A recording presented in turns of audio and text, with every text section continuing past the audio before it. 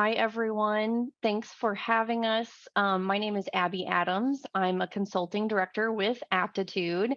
And today I have Miles Griffo with me from Indiana University Health. We're going to be talking about IUH and Aptitude's partnership, share a success story, and maybe some best practices with you all, and how Miles and I have worked together to support IUH in their sourcing practices. So I'm going to kick it over to Miles and let him introduce himself and talk a little bit about IUH. Hello, everyone. My name is Miles Griffo, as Abby mentioned. I am a portfolio consultant for Indiana University Health. I've been with the organization for a little over 5 years now. So the areas that I am responsible for coverage is everything from the structural heart, CV, coronary and ischemic, EP, and peripheral.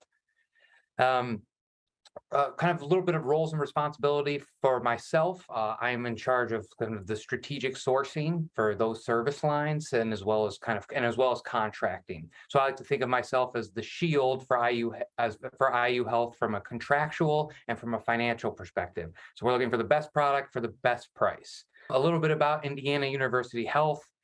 We're a 16 hospital system. We are the largest in the state of Indiana, which includes surgery centers and urgent care clinics, and as well as 5 physician networks. Um, there's about 36,000 team members and right around 2,700 beds. And as an average ballpark, there's right around 110,000 surgery cases a year. So that's just a little bit of background about the size and scope of Indiana University Health. Thanks, Miles. So today I really wanted to talk about how IUH and specifically you and myself have worked together, utilizing the Aptitude platform, and really about our partnership and how we've supported IUH in sourcing initiatives. Sure, absolutely. So IU Health is an Aptitude member, and I have been working with Abby for right around the last 18 months. And so we've had some larger physician preference categories sourced through the platform, but the one I want to speak on today is cardiac rhythm management. So to give a little bit of background in regards to Indiana University Health and their contractual obligations for cardiac rhythm management before Aptitude, there essentially was not one. So it was one of our 2022 strategic initiatives where we were looking for standardization as well as cost savings opportunity. Um, Partnering with Abby, partnering with Abby and Aptitude, there was tons of value and how can I say, maybe opened up our lens for how we wanted to approach the vendors in the space. And physicians, as we all know, have their preferences. So working with the Aptitude team, some specific value maybe that they provided, start with maybe from the data perspective, really able to help us, okay, what is current state? And then from that point, what is our approach?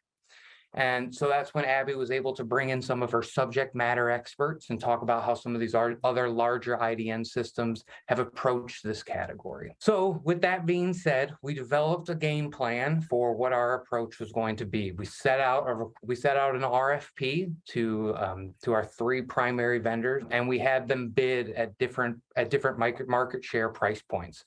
So we had an 80% dual, and a 90 sold, as well as an all play price. So with that, Abby and the Aptitude team was able to put together a presentation that the physician group that we had, the physician group that we had was able to, I want to use the word digest.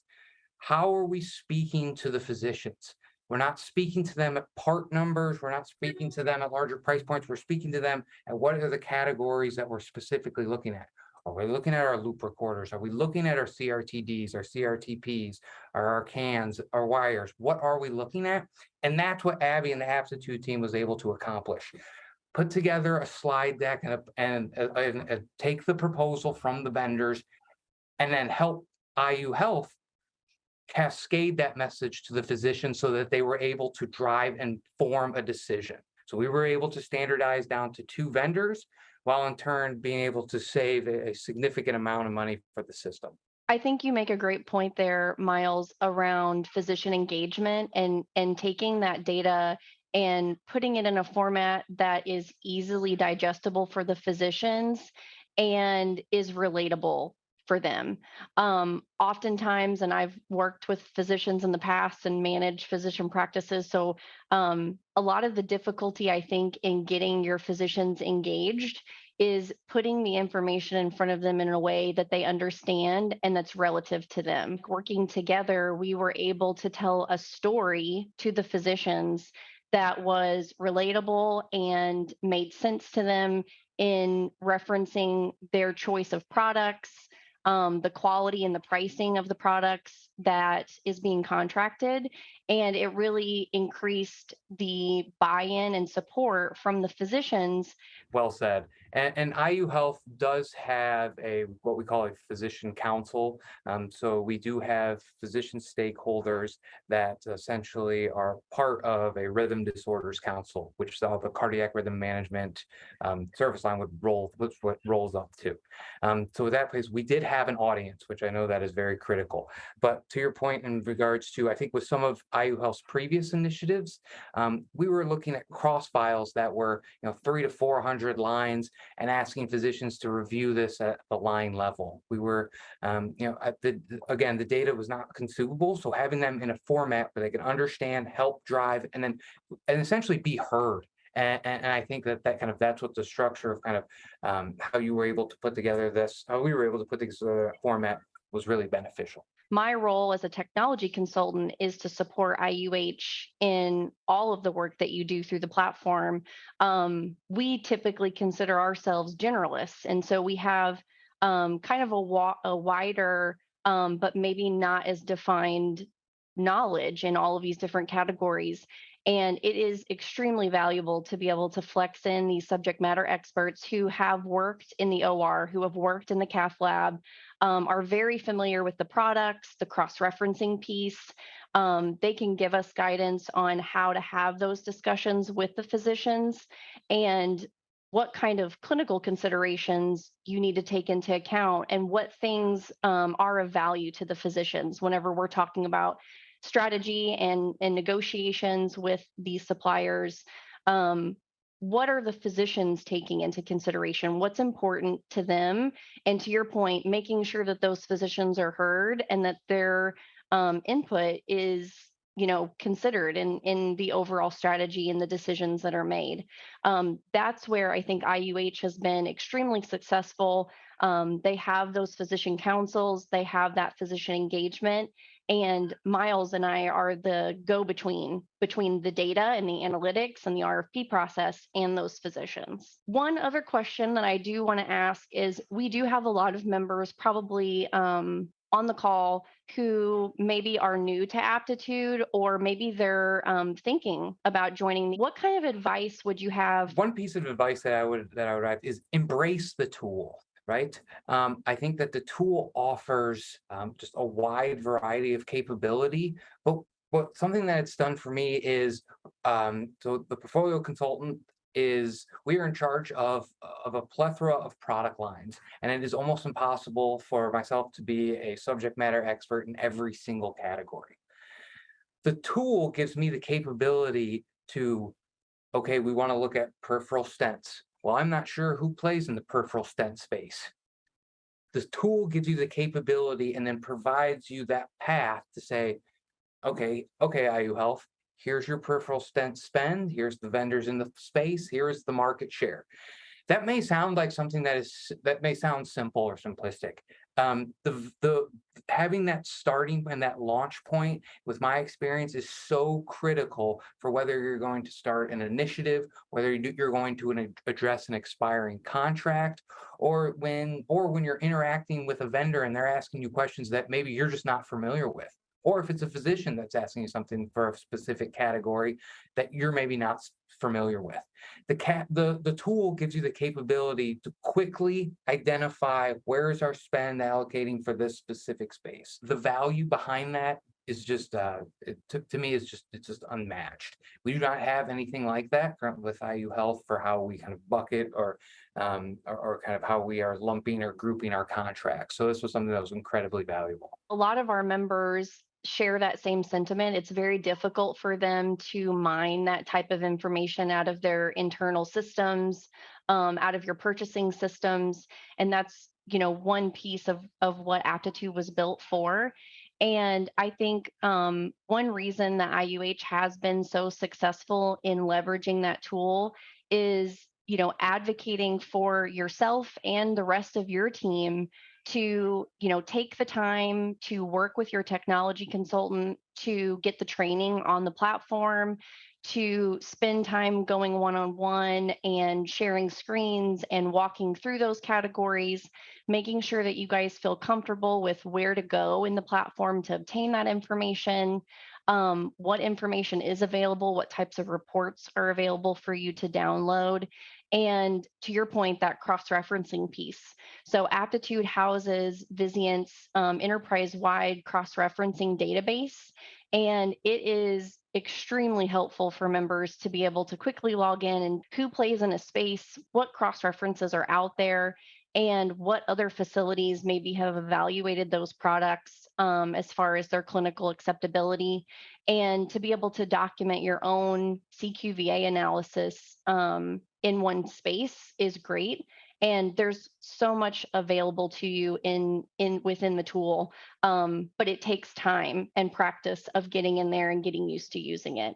So that's what our technology consultants are here for, is to assist you in that process and helping you find that information and making sure that you guys get the training that you need. So anything else, Miles, from your perspective, anything that you can think of that would be helpful for members who are just getting started with Aptitude? Yeah. So maybe just a couple things that I'll speak on. The at IU Health, we have to make sure any product that we're bringing into the system is covered under contract, right? So that can become very robust.